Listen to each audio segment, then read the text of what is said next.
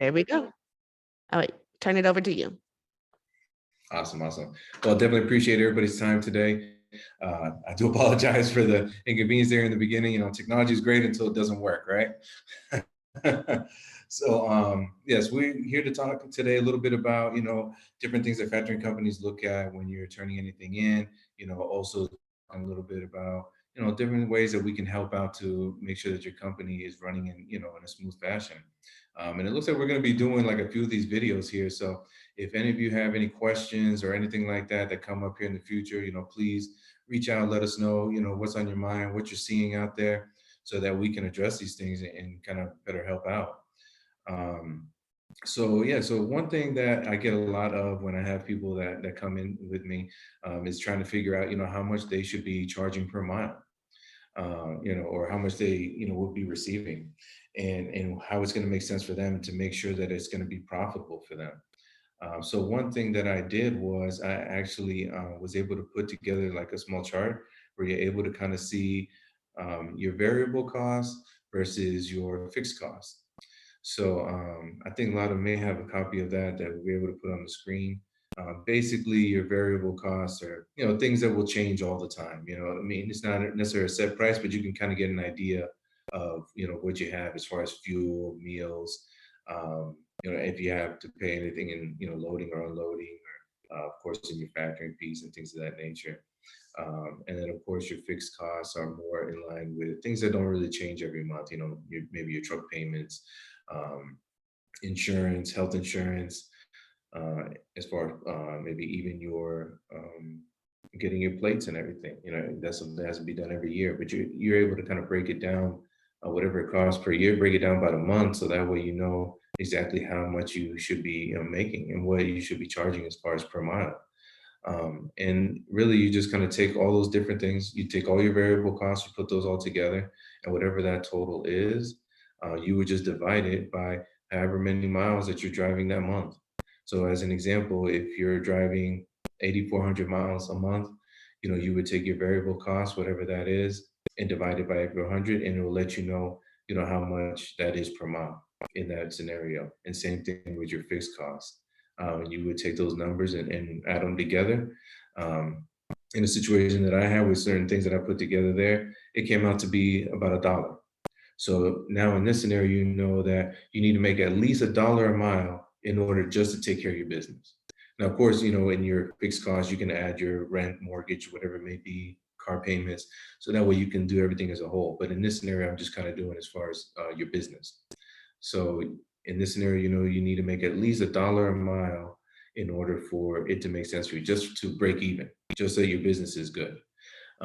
So on top of that, maybe you'll charge another dollar, and that's going to be all your profit there.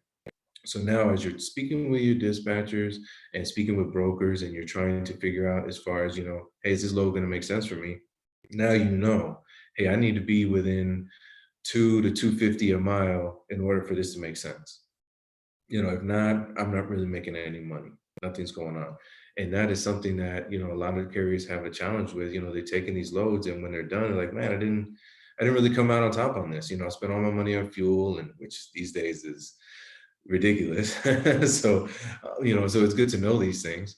But now, with this scenario here, with this chart, you can actually, um, know what you need to be making. And of course, it's going to make it so it's better for you to be booking loads, so that this is actually a profitable business for you. Because there's no sense in going through all of this. I know it's not easy.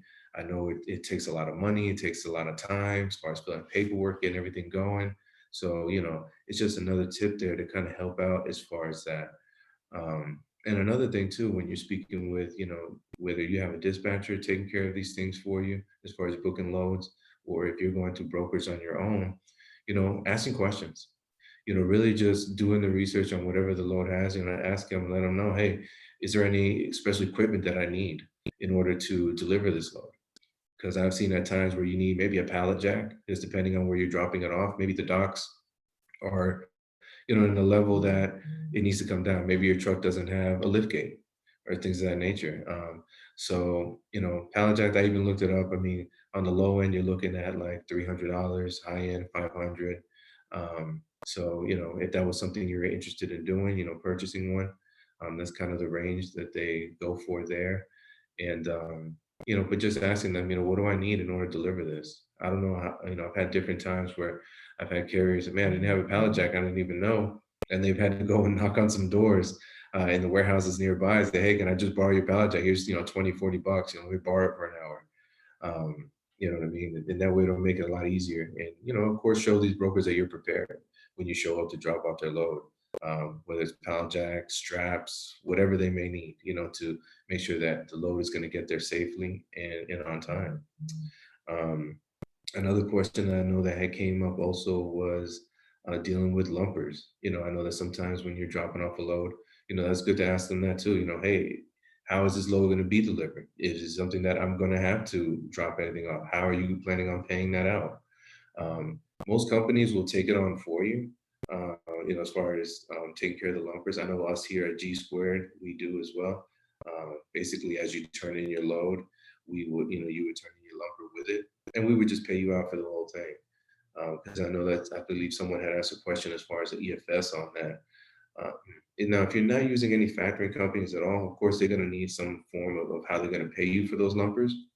And, you could just simply ask them, what are my options? What can I do? Because if they can just direct deposit into your account, of course, that's going to be the easiest. Or they may even just write you a check and mail it out to you. So, it's always good to ask, plenty of questions as far as that goes. But like I said, yeah, lumpers or anything like that, usually your factoring company will take care of it. And if not, we're here at G Square, if you do need help with any type of factoring, we can help you out in that as well. And another thing is also just, strategizing. Strategizing as far as what you want to do with your business. There are so many people that just kind of jump into this and they don't even know what they want to do. They just know, hey, someone told them I can make thousands of dollars working in the trucking business, and I'm just gonna jump in and do it. And I would always say, definitely do your research. We have so much, right in the palm of our hands. We use our phones for all kinds of stuff, whether it's Facebook or YouTubing and all these different things. Use those same resources to see, what's in your area. Of course, depending on what state you're in, looking to see, what is going to be the most lucrative for you. What is it what lane do you want to be in? What product do you want to be moving? Because it's not just, hey, I'm going to make thousands of dollars and that's it, and buying a vehicle, I mean, that's expensive. That's no cheap task right there. So you definitely don't want to get the wrong vehicle and get stuck in that situation where, well, this is all I got. So, this is what I'm going to do. Of course, if that's the situation you're in, then you have to make the best of it. But if you're really able to kind of figure out what product you want to move, what area you're going to be in, what lanes you want to be in, and then get the truck according to that. That way, you put yourself in the best position to be profitable. And also just be ready, for certain learning curves. It's going to happen, and that's fine, but I would say stick with it. So many people just kind of quit when they get frustrated. And oftentimes that's the time when you got to go the hardest, just stick with it. And because you're just about to go over that hump and you're going to see how successful you're going to be. Because, you definitely need persistence in this business, especially in the beginning. But if you do that, you strategize correctly, you do the right research, you also get, in great trucking groups like this, and being able to speak with different people and seeing what different situations that they've been in, that we can all learn from each other. And as far as fuel right now, it is crazy. So I'm sure everyone's feeling, the hit of the gas rising and everything like that. So, with us, we work through EFS. We have a fuel card that works at all the majors. So you're not limited to one or two stations or anything like that. And, it's also a prepaid card. So it's another way that we're able to kind of help as far as, now you're not paying interest on that card. I know some people may want credit or something like that, but now you're paying so much more for the fuel that it already is. So if you're really able to prepare yourself to get out on the road and at least have some money aside, at the most, I would say, maybe 6 months, but on the low end, at least 2, 3 months of, funds on the side that you're able to depend on. That way you don't get caught up in the whole, desperation in the beginning that, man, I need to get loads now. I need to get all these things going. I've got everything invested and I have no money at all to pay the truck, insurance, all these different things. So, I find that, having a little bit, of a nest egg there on the side definitely is going to help out a lot. Don't just jump into it. I know that, our other jobs may get frustrating and looking for something new, but really preparation is the key. If you're able to prepare yourself in the right way. Because yes, with factoring companies, we do, want to sign you up and everything like that and help you to get going. But, for me, myself, I want to make sure that I can help. So I will definitely talk with all my carriers that reach out to me and just see what they got going on. And sometimes it's not the right fit right away. Sometimes, they'll let me know what's happening and I'll let them know, well, you know what, maybe you should look into these things or really focus on what you want to do. Because with some of these other family companies, they don't care. They'll just sign you up to whatever because they just want to lock you in and, they could really care less about your business. Here at G Square, we're more, service driven company. We want to make sure that we're helping out in every which way. To make sure that it's a good fit and that we can actually help you be, successful in everything and help everything run smoothly, whether it's getting connection with dispatchers or whatever it may be.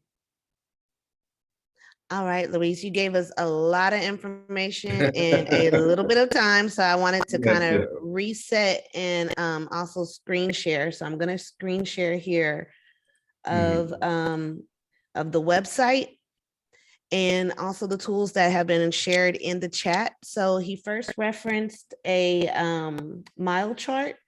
And so he has the finished example, and I'm trying to get back to my buttons. You know how this goes, the buttons disappear on here, my chat buttons.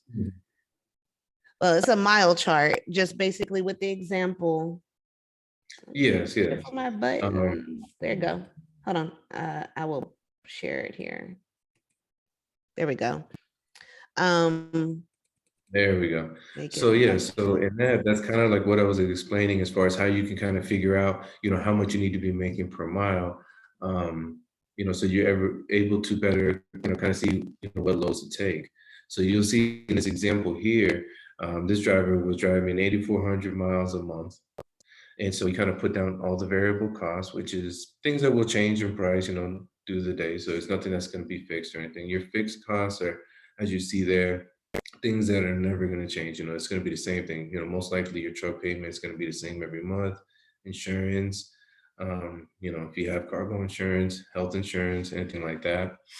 And so you can kind of put that in and add it up. And like I said, if you wanted to go in more detail, you could add your other expenses as far as rent, mortgage, car payments, anything like that. But for this, I was just kind of going through the actual business of your trucking business. And as you can see, you get your totals as far as what everything costs you and everything. And you would just simply divide that by the number of miles that you're driving. And that way you can actually see where your profits are and how much you need to be charging. So as you see in this scenario here, your fixed costs came up to, you were making about 30 cents a mile and your variable costs were at 70 cents, which, came to $1. So now, hey, I need at least $1 a mile in order for this to make sense, just to break even.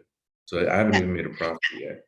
Do you have a calculator? I have one that I refer to, but do you have a calculator that you use on here?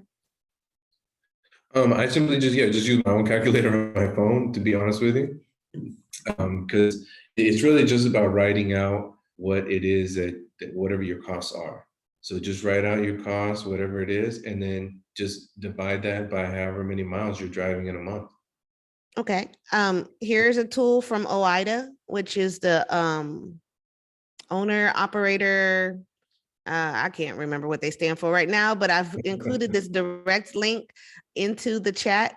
It again has the operation specifics, your income, fixed expenses, the variables, and the summary, but it's already got the spreadsheet. I'm sorry, it's kind of bouncing around. Spreadsheet and the formulas built in for you. So if you want to just plug in numbers right here, this is a great tool to use. There are a bunch of, spreadsheets out there and available. They give you a good amount of, where to get these numbers from on here as well. Let's go into the next one you had on there, Luis. So you had the mile chart, just talking about the importance of knowing your numbers, knowing your specific numbers to operations. And of course, this varies. And so I wanted to go and allow you to kind of give us a walkthrough of why this is even important to a factoring company, and then just share some of the resources that are here on your website. Yeah, no, as far as knowing your numbers and seeing what you got going on, I mean, it's important to a factoring company because, of course, like I said, we want to be able to help you. So if it's not a situation that's going to make sense, for us anyways, then we rather, educate you on different ways that you can go. I've even had times where I've had other dispatchers or other carriers reach out to new carriers and just kind of let them know their experience and some of the learning curves that they've had, so that we can make sure that we're getting them, in the right position and kind of strategizing in the right way. As far as on our website, a lot of these tools here, it just kind of lets you know what factoring is and stuff like that. A lot of the more the service and the advice and stuff, you're going to get it from your actual BDO. So whenever somebody reaches out to me, that's kind of where a lot of that will come in. And as far as connecting them with whatever resources I have. Because also, as we're talking about fuel and things of that nature, as you know, as working in compliance, different states will charge you different amounts. So not always will it be a situation of, hey, the cheapest price that I see at the pump is the best one I should go for. Depending on the state and what they're charging, sometimes the higher rate may be the one that's a little bit higher might be the better one. But once you factor in taxes and all that stuff, it actually comes out cheaper than the one that was the lower price. And I know that can be a little bit confusing and like, well, how can that be? But yeah, as we and with the compliance and everything, it would actually break a lot of that stuff down for you. And of course, a lot of can help out with the compliance for you and help you out with those things. So that's one thing with this is that, it's a lot of different resources, a lot of different people that we can connect you with, as far as even dispatching, insurance, compliance. It just depends on what the carrier has going on and where the need is. And that for me, on the factoring side, that's what I'm looking at.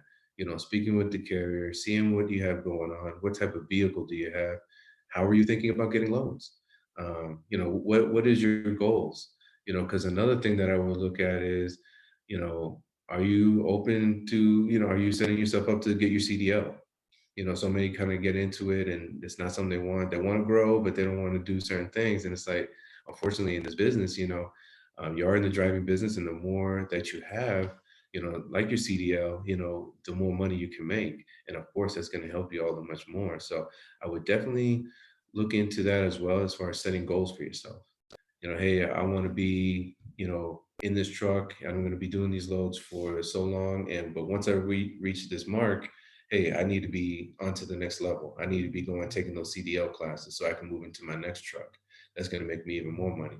And eventually, hopefully to have a fleet of trucks. And so that you don't even have to be driving anymore. At that point, you could be hiring drivers and they could be, working it for you. And you can just kind of be in your office, kind of running everything. And really the sky's the limit at that point, because you can just keep running like that. You can hire your own dispatchers and start your own dispatching side of your business and getting all that going. So there's a lot of different fashions that you can go into as far as being able to make money in different ways.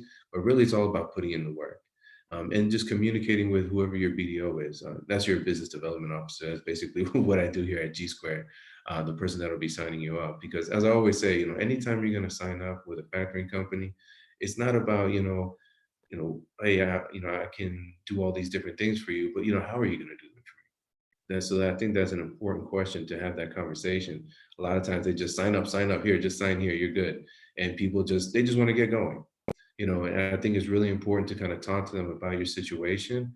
And that way they can, tap in their resources. And of course, if they have none, then I would say run, get away from there, because most likely that's a company that's going to lock you down and not going to give you any help. And if anything, they're going to charge you a whole bunch of money to get out of there.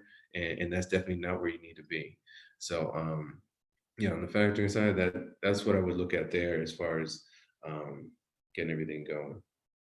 All right, so I wanted to highlight some of the things that you were just saying. So as he was saying, it's about a relationship, which I know, in any given day, you've probably heard 50 million times, but that is definitely the stronger point in getting this information processed. As we know, with brokers with just opportunities, depending on where you're getting the opportunity from, definitely has bottom line implications. You know, you might end up paying a higher rate because you just went and searched it on the internet and you didn't, you know, have someone that was going to help you qualify for lower rates and stuff. So just some key takeaways and also in regards to the website. But you know, how Luis and I met is just that he's been able to offer some really helpful other additional information, and I'll go into it here as well. But I just wanted to just explain too about, you know, just a factoring company is not a necessity. It's a operational tool. And so are there people out there that don't have a factoring relationship? Yes. But then that means they have to wait 30, 60, 90 days in order to get paid. So this again is a tool. You know, it doesn't have to be each and every invoice with them. And so right here, you are only charged for the invoices that you factor. You'll never be forced to factor every invoice. The rates depend on the volume of your business. The higher the volume, the lower your rates, and rates could be as low as 1.5.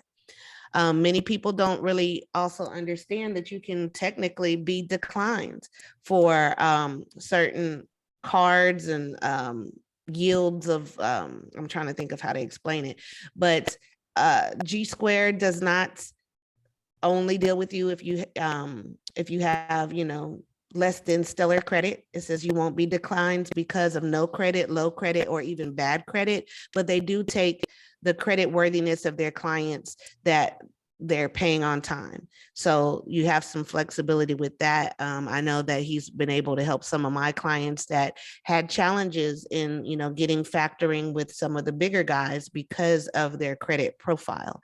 Also shared with you in the chat is the, and let me get in here, application. As you'll notice, make this really big. It is a one-page application. You know, simple to the point. Once this is completed and sent in, I mean, as you see, you're probably going to have 90% of this information on your client already. But of course, you know, in collecting information and establishing relationships, you always need to make sure that they're aware that you're filling this out for them. And that's And on their actually something behalf. I can fill out myself for them, Lotta. So as I'm working with my carriers, I just kind of gather the information from them because I know sometimes it can be confusing and sometimes going through DocuSign, it gets a little difficult. So I actually will, you know, just ask a few questions, get some information from them, and I will actually fill out all the paperwork for my carriers. And then I will just send it to their email. So of course they can look it over, make sure everything looks good. And then at that point, they would just sign off on it. And then all I need is about 24 hours to kind of get everything going. But you are correct. Yeah, we don't check credit or anything on that on our carriers. I know that it seems like I've had even lately a lot of carriers coming that they're having some issues as far as getting signed up for factoring because of that. And that's not something that we worry about because essentially the carrier doesn't owe us any money or anything. So why do we need to check credit on them? If anything, the only thing we check credit on is the brokers that we're going to be working with, that we're going to be running loads with. And with that also, we also give all our carriers access to be able to check credit on them. So they can check credit themselves, or they can actually have their CRM, which is their account manager that's specific just for them, actually reach out and have them, you know, check the credit for you as well. And it's something they can do right over the phone with you. So it's nothing that takes hours or, you know, days or anything to do. They'll do it right there over the phone. And we even have a hotline now that goes through the building. So even if your CRM happens to be on another line, you know, I know time is of the essence with this. So, you know, sometimes you need that credit check like now. So, you know, you can call that main line and it'll go to all CRMs and say, hey, I just need to get a credit check real quick, and they can take care of it for you. So we want to make sure that we're doing everything we can to make sure that, you know, you're getting your credit checks when you need them, that you're able to get everything done smoothly, quickly. You know, with us here, there is no sign-up fees. We don't have any type of monthly minimum, so it's nothing that you have to do a certain amount. Because sometimes some of these companies they'll try to trick you, and that's why I would say don't chase the rate, because you know rate is important, no doubt about it. But you know, at the end of the day, you need to make sure that you're dealing with a good company that's going to take care of you. So because if they're charging a very low rate, you know, oftentimes they just do that just to kind of get you on the hook, and especially if they're running on the prime rate, that number can change at any time. And you'll see it even in their contract that it'll state that, and they check it on the first of every month. So they may have signed you up at maybe 2%, but then as soon as the first comes, prime right now is at 3.25%. And actually, the Federal Reserve just announced that they're going to be upping it another 0.25% and actually be doing it 6 more times through the course of the year. And the other 6 times, they didn't specify the amount. So if anybody is operating on a prime rate, that percentage is actually going to go up. And that company doesn't have to inform you when it's going to happen. And pretty much because you're in contract with them, you're stuck. You have to pretty much take it, and they can just charge it to you, and there's really nothing you can do, or unless you want to pay some kind of ungodly, termination fee to get out of your contracts. So, with us, we like to be honest about everything. That's why even our contracts are one page. Everything is very simple here with us. And it just simply says that we're your factoring company. There's no strings attached. There's no stipulations in order to get those rates or anything like that. And it never goes up. Whatever we agree to will never go up. But of course, if your business starts to grow, reach out to me. Let me know what's going on, because I'm sure that I can find some wiggle room that we can work something out and make things a little bit better for you. Because yeah, if you're doing better, we can make something happen. But at least it's never going to go up. You don't have a 10, 20-page contract that has all kinds of stuff that nobody understands. And I always think that's crazy. What are you doing in all those pages if I'm able to do it in one?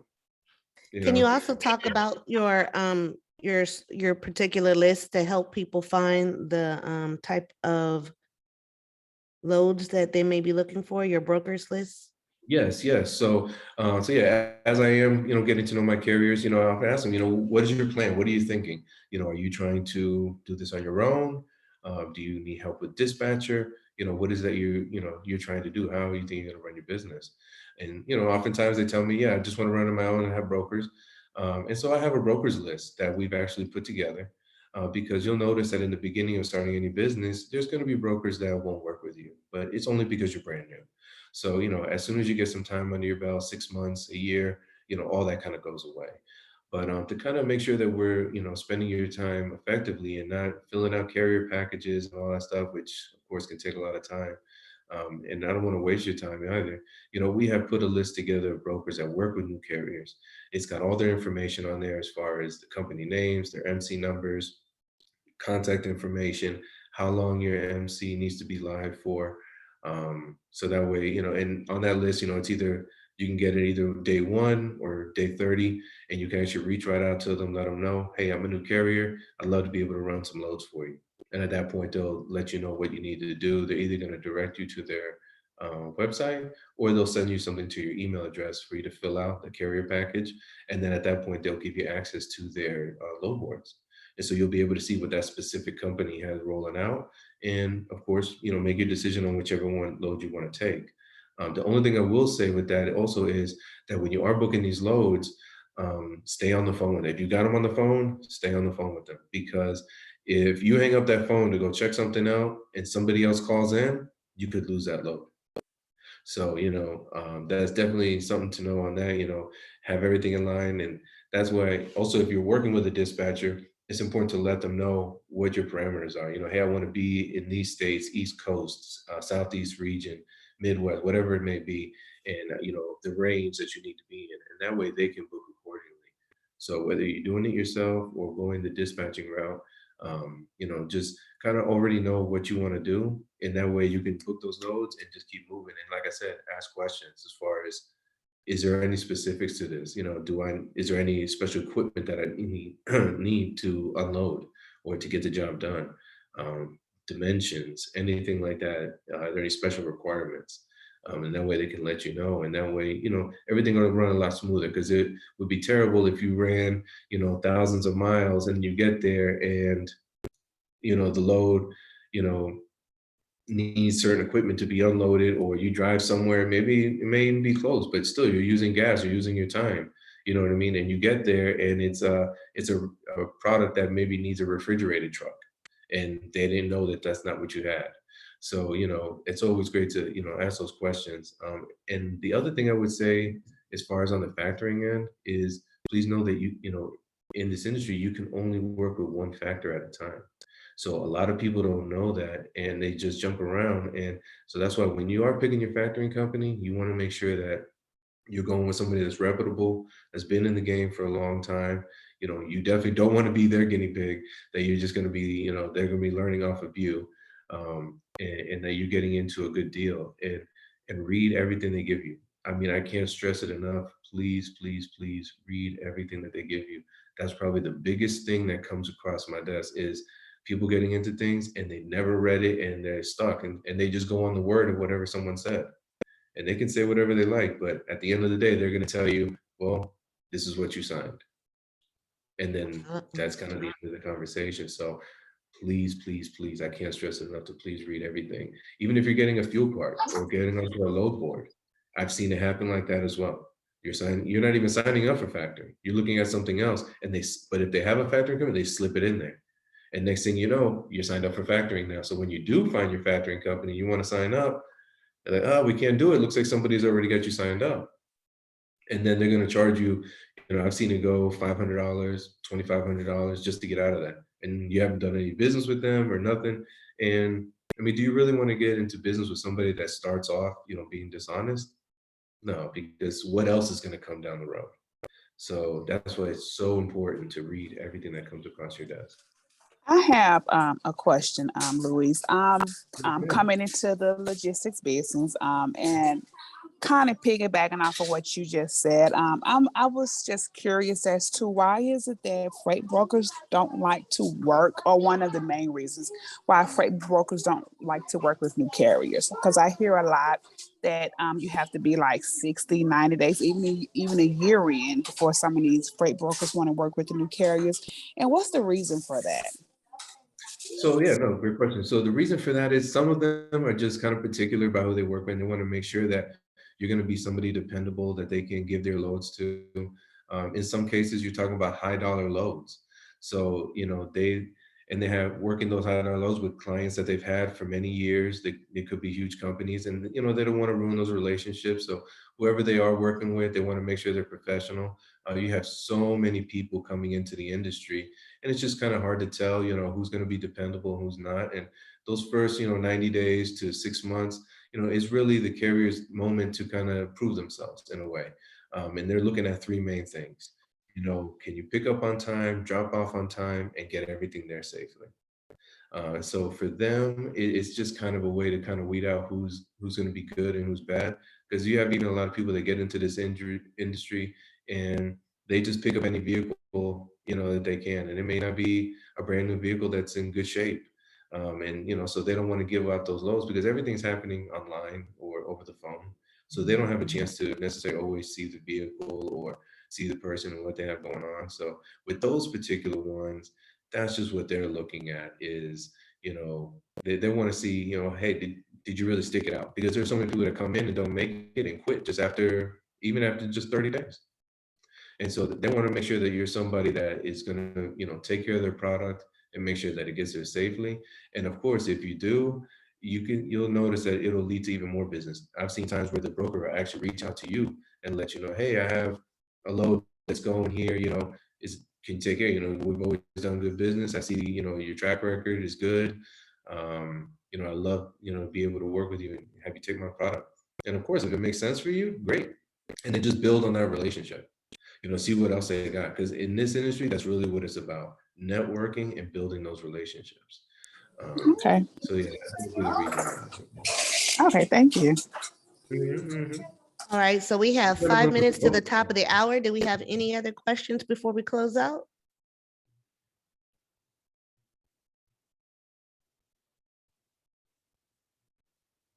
Well, if anything else does come up, please let me know, send everything in, or anybody that may be watching this online, if you guys have questions and stuff or other things that you want us to address, please let us know. That's what we're here for. And of course, if you need any help factoring or anything like that, please reach out to me. I'm more than happy to speak with you. You're not obligated to do anything. So, if you just even wanted to pick my brain, no worries. And I'm always available, even if it's after hours, weekend, whatever. More than happy to speak with anyone and offer any advice that I can. All right, thank you, Luis. So also check the chat if you haven't been doing so already. I think all the questions have been asked, but if you still have a question, you could still ask it either over the mic or on chat. You have the links being shared, as well as his direct contact information from phone number and email. And also this will be shared. The recording will be shared, but just kind of make sure you're grabbing everything you need for the text file, because a lot of times I just won't include that because most people don't use it. So, and it takes up bandwidth. Mhm.